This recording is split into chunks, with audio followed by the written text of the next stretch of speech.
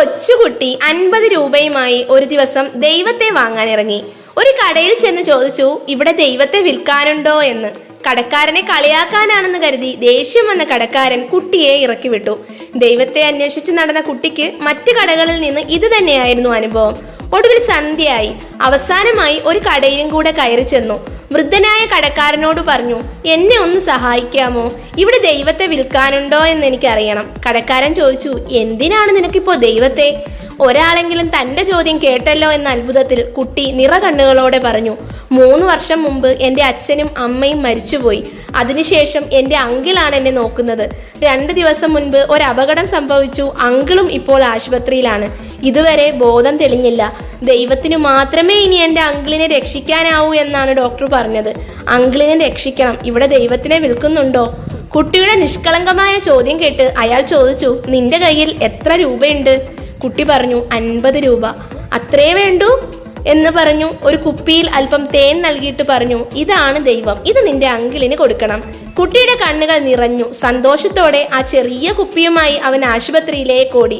ആശുപത്രിയിലെത്തി അവൻ ഉറക്കെ വിളിച്ചു പറഞ്ഞു, എനിക്ക് ദൈവത്തെ കിട്ടി, എൻ്റെ അങ്കിൾ രക്ഷപ്പെടും. അടുത്ത ദിവസം ഒരു മെഡിക്കൽ ടീം ആശുപത്രിയിലെത്തി. അവർ അയാളുടെ ചികിത്സ ഏറ്റെടുത്തു. 2 ദിവസം കൊണ്ട് അയാൾ ജീവിതത്തിലേക്ക് പതുക്കെ തിരിച്ചു വന്നു. ദിവസങ്ങൾ കഴിഞ്ഞപ്പോൾ ആശുപത്രി ബിൽ വന്നു. അത് കണ്ട് അയാൾ ഞെട്ടി. പക്ഷേ അപ്പോൾ തന്നെ ഒരു അറിയിപ്പ് വന്നു, ക്ഷമിക്കണം, ഞങ്ങൾക്ക് തെറ്റുപറ്റിപ്പോയതാണ്. ബില്ല് ആദ്യമേ തന്നെ ഒരാൾ അടച്ചിരുന്നു. അയാൾക്ക് അത്ഭുതമായി തോന്നി. അയാൾ കുട്ടിയോട് ചോദിച്ചു, എന്താണ് ഇവിടെ സംഭവിക്കുന്നത്? കുട്ടി സംഭവിച്ചതെല്ലാം പറഞ്ഞു. ദൈവത്തെ വാങ്ങാൻ പോയ കഥയും തനിക്ക് ദൈവത്തെ തന്നുവിട്ട ആ മനുഷ്യന്റെ കാര്യവും എല്ലാം. അങ്കിൾ കുട്ടിയെയും കൂട്ടി ആ വൃദ്ധന്റെ കടയിലേക്ക് പോയി. ആ നാട്ടിലെ തന്നെ ഏറ്റവും വലിയ പണക്കാരനായിരുന്നു ആ കടക്കാരൻ. അങ്കിൾ ആ വൃദ്ധനോട് കണ്ണീരോടെ നന്ദി പറഞ്ഞു. അപ്പോൾ ആ വൃദ്ധൻ പറഞ്ഞു, എനിക്കല്ല നന്ദി പറയേണ്ടത്, ഞാനല്ല നിങ്ങളെ രക്ഷിച്ചത്. 50 രൂപ നോട്ടുമായി ദൈവത്തെ വാങ്ങാനായി കടകൾ തോറും കയറിയിറങ്ങിയ ഈ കുഞ്ഞാണ്. അവന്റെ നിഷ്കളങ്കതയും സ്നേഹവും നിറഞ്ഞ ഹൃദയമാണ് നിങ്ങളെ രക്ഷിച്ചത്. ദൈവത്തിന്റെ വില എന്നത് ഒരു നല്ല ഹൃദയമാണ്. ഒരു നല്ല ഹൃദയത്തിന് മാത്രമേ ദൈവത്തെ വാങ്ങാൻ കഴിയൂ. മറ്റുള്ളവർക്ക് വേണ്ടി നമ്മൾ നടത്തുന്ന കൊച്ചു കൊച്ചു ഓട്ടങ്ങൾക്കിടയിലാണ് നമ്മൾ ദൈവത്തെ കണ്ടെത്തുന്നതും ദൈവത്തെ സ്വന്തമാക്കുന്നതും.